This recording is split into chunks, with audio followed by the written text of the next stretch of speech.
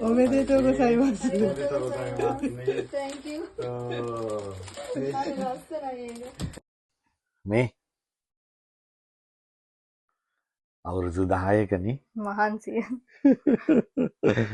මේක ගත්තට පස්සේ කොහොමද හිතුනේ හම්බුනාට පස්සේ? ඇත්තටම ගොඩක් සතුටු හිතුණා. ඊළඟට ආවට ගොඩාක් ස්තුතියි. අයියා තමයි මේකට සම්පූර්ණ ගයිඩ් එක කරේ මුලින් ඉඳන්. එතකොට දැන් මේක තමයි ඔයාගේ එක නේද? ඒක තමයි අපේ මේ මහත්තයාගේ එක. එතකොට පුතාගේ එක තමයි මේක. මහන්සි වේලා කරගෙන ආපු විසංමෙන් නීති රීති කඩන්නේ නැතුව හොඳට ඒ වැඩ ටික කරගෙන ආපු එකේ එකම හොඳම එක්සැම්පල් එකක් තමයි මේ. おめでとうございます。 බොහොම සන්තෝෂයිනේ. ඉතින් අපි මේ රතු පාට පාස්පෝර්ට් එකයි අද නිල් පාට නේද?